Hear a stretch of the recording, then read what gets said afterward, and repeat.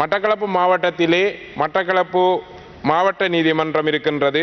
அதற்கு அப்பால் களுவாஞ்சிக்குடி, வாழைச்சேனை, ஏறாவூர் போன்ற இடங்களிலே மஜிஸ்ட்ரேட் கோர்ட் நீதிவான் நீதிமன்றம் இருக்கின்றது. இந்த இடத்திலே மட்டக்களப்பு மாவட்டத்துக்குரிய மாவட்ட நீதிமன்றத்திலும் களுவாஞ்சிக்குடி மாவட்ட மஜிஸ்ட்ரேட் கோர்ட்டிலும் மட்டுமே நிலையான கட்டிடங்கள் இருக்கின்றன.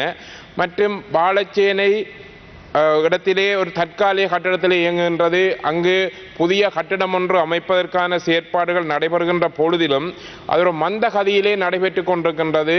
அந்த விடயத்தை நீதியமைச்சர் தன் கருத்தில் கொண்டு மிக விரைவாக அதனை கட்டி முடிப்பதற்கும் தொழிற்பாடு செய்வதற்கும் ஆரம்பிக்க வேண்டிய தேவை இருக்கின்றது.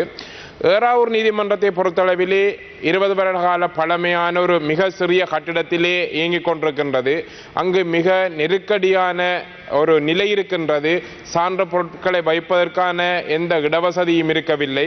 அருகிலுள்ள கோயில் வளாகத்திலே அந்த சான்று பொருட்கள் இடப்படுகின்றன. மற்றும் நீதிமன்ற செயற்பாடுகள் ஒரு நெருக்கடியான சந்தர்ப்பத்தில் இருக்கின்றது. இதற்கும் எதிர்வரும் காலங்களிலே உரிய காணி ஒதுக்கப்பட்டு புதிய இடத்திலே அந்த கட்டிடம் நீதிமன்ற வளாகம் அமைக்கப்பட வேண்டிய தேவை இருக்கின்றது.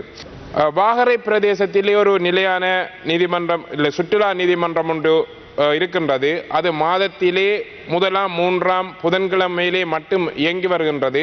ஒரு தற்காலிக பாதுகாப்பற்ற கட்டிடத்திலே இயங்கிக் கொண்டிருக்கின்றது. கடந்த ஒரு குறிப்பிட்ட காலத்துக்குள்ளே கட்டிட சிதைவுகள் ஏற்பட்ட நிலைமையும் காணக்கூடியதாக இருக்கின்றது. அங்கு குடிநீர் வசதியோ உரிய மலசல கூட வசதியோ இல்லை.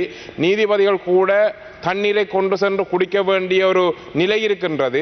இவ்வாறான நிலைமைகள் மாற்றியமைக்கப்பட வேண்டிய தேவையும் இருக்கின்றது. மட்டக்களப்பு மாவட்டத்தில் இருக்கின்ற சிறைச்சாலை மிக பாரிய நெருக்கடியான ஒரு சூழ்நிலையில் இருக்கின்றது. 300 பேர் இருக்க வேண்டிய அந்த இடத்திலே 700க்கும் மேற்பட்ட சிறை கைதிகள் இருக்கின்றார்கள். களிமு முகாமைத்துவம் ஒரு பாரிய பிரச்சனையாக பாவியில் விடப்படுகின்றது. இதற்காக உரிய நடவடிக்கை எடுப்பதாக அமைச்சர் உறுதியாக கூறியிருந்தாலும் கூட அந்த இடத்தை ஒரு நீண்டகால அடிப்படையிலே அந்த இடத்தை மாற்றியமைத்து தர வேண்டும் என்று கேட்டுக்கொள்கின்றேன். ஏனென்றால் மாநகர எல்லைக்குள்ளே 15 ஏக்கர் காணி ஒதுக்கப்பட்டிருக்கின்றது. நீண்டகால அடிப்படையில் ஏனும் அருகிலே போதனா வைத்தியசாலை இருக்கின்றது. இந்த விடயத்தை மிக கருத்தில் கொண்டு இந்த நடவடிக்கை எதிர்காலத்திலே முன்னெடுக்க வேண்டிய தேவை இருக்கின்றது. வனயிலாக திணைக்களம் சேனை பயிர் செய்து கொண்டிருந்த மக்களின் பிரதேசங்களுக்குள் சென்று அது அவர்களுடைய சட்ட எல்லைக்குட்பட்ட பிரதேசங்களாக இருந்தாலும் மிக மூர்க்கத்தனமாக மனிதாபிமானமற்ற முறையிலே அந்த மக்களின் குடிசைகளை எரித்து அவர்களின் சொத்துக்களை அழித்து அவர்கள் சேனை பயிற்சி செய்கின்ற சோளம், தேன், கடலை போன்றவற்றை கைப்பற்றி சென்றிருக்கின்றார்கள். இது சம்பந்தமாக நியாயம் கேட்க சென்றவர்களுக்கு அவர்களுக்கு ஆயுத முனையிலே மிரட்டப்பட்டிருக்கின்றார்கள். இந்த விடயத்திலே அடுத்த நாள் போலீசிலே முறைப்பாடு செய்யப்பட்டிருக்கின்றது. நாம் பிரதேச செயலாளருக்கும் அறிவித்திருந்தோம். இது சம்பந்தமான கூட்டம் ஒன்று நடைபெற்றிருக்கின்றது.